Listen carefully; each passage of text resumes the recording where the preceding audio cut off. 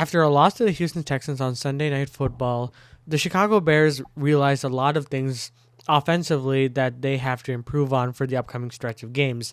And it starts with the Indianapolis Colts at Lucas Oil Stadium. And, you know, as a Bears fan, it's been a pretty prevalent that we've had offensive line problems. But, what will the Bears need to do to, get over that hump and eventually win this game and leading into a stretch of games? What's up, guys? Welcome back to So Back Sports, and I'm so back with another video. And today I'm going to be doing a prediction and analysis of what I think the Chicago Bears versus Indianapolis Colts game is going to end up being. But before we get into today's video, please don't forget to like and subscribe. It really means a lot to the channel and really helps me create content like this for you guys. So please subscribe. Anyway, this is a get-right game for the offense, and pretty much the defense has been the only bright spot for the Chicago Bears. And, it's a very winnable game against the Colts because the Colts are also 0-2, 0-1 at home, and looking to bounce back as well. They are going to be hungry after that Green Bay Packers loss last Sunday. And, the Bears should not take this lightly because this is going to be a very valuable and important stretch of games. And you have to start this game because you have the Colts, the Rams, and then the Panthers following that. So it is in the best interest of the Chicago Bears to win. And, it's in the best interest for the offense to show out and kind of, get that chemistry going. So let's start with the defense, okay? The defense continues to be really good.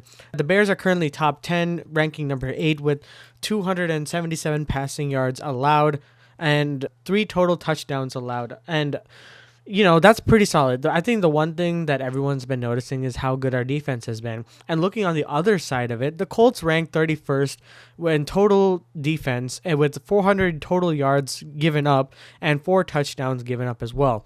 And the passing defense apparently is pretty good for, the Colts, and which they ranked number 8, and with giving up only 163 yards allowed versus the Bears, which is not too far behind statistically, with only 169 yards being ranked number 11. This also shows that the rushing defense is bad, ranking against dead last for the Colts, and the Chicago Bears ranked number 13. So the Bears defense is the biggest and only bright spot of this team as of right now. And with the offense needing to catch up, the Bears defense also needs to maintain that stature and maintain being dominant, not letting off the gas. I think the defense is going to be able to handle the run, and our secondary will pick up from where they left off. Stevenson, Brisker, Gordon are continuing to show growth, and I believe they will be very important and will make their presence felt against Anthony Richardson, because you've seen against the Packers and you've seen against the Texans as well, where if you put a little bit of pressure on Anthony Richardson, he will get flustered for the most part. And I think that's what's going to be key for Matt Eberflus and the defense, especially with Washington as well. Scheming that and, putting on pressure, whether it's blitzes and, too high safeties, things like that is going to, mitigate any potential offense and potential threat. And also keep in mind, Anthony Richardson has the ability to use his legs to extend plays. So you have to allow them to implement a QB sneak or a QB, I forgot what it's called, but pretty much you have to make sure that the QB doesn't get too far on the run. D-line wise, Javon Dexter and Billings have been really phenomenal. They're really showing out and wrecking havoc even against a Texas offensive line.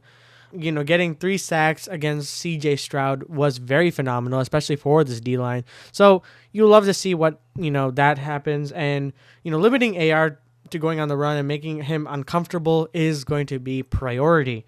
Limiting the run game as well. You have Jonathan Taylor as the main running back for the Indianapolis Colts, and by stopping him completely, you kind of lose the offense for the Indianapolis Colts. So that's on the defense side. Looking at the offense, and oh boy, where do I even start with the offense? Because there's a lot of issues with it. Let's start with the offensive line. And, the Bears need to find their identity fast. This is going to be the first game of the stretch of games that seems very manageable and will help Caleb Williams get more accustomed to the NFL. The Bears ranked 31st with 176 passing yards, or total rushing or yards as well, with 3 touchdowns to show for it, and while the Colts ranked 14th and 320 yards with 5 total touchdowns. Yeah, that's not really good numbers, especially if you're only one above the Panthers, man.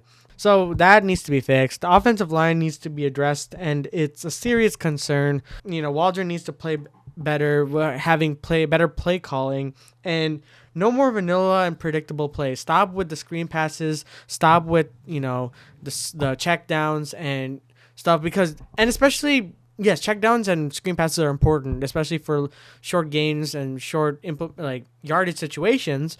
But when you don't have the proper blocking and you audible, it doesn't work, and you kind of leave into negative yardage situations.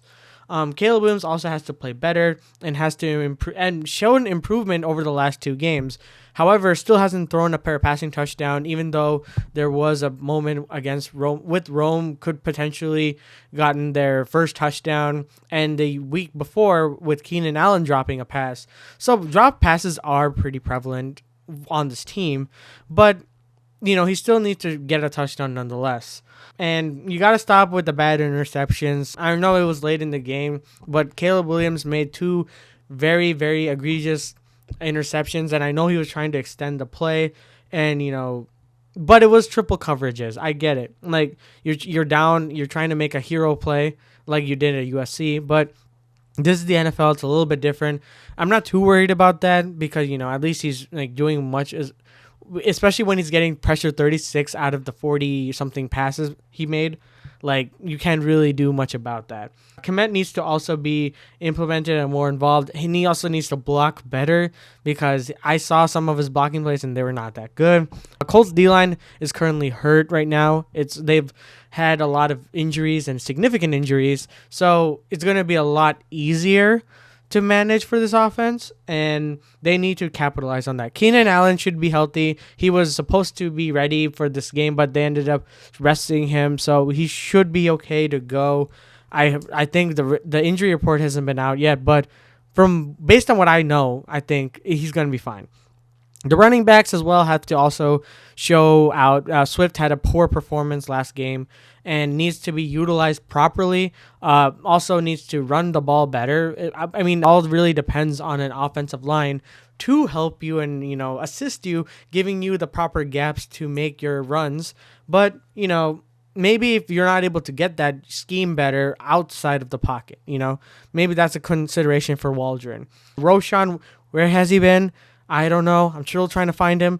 Please use him, Waldron, because we really need him for short yardage situations, and he could be really useful when it comes to, gaining that 4th down or gaining that 3rd down.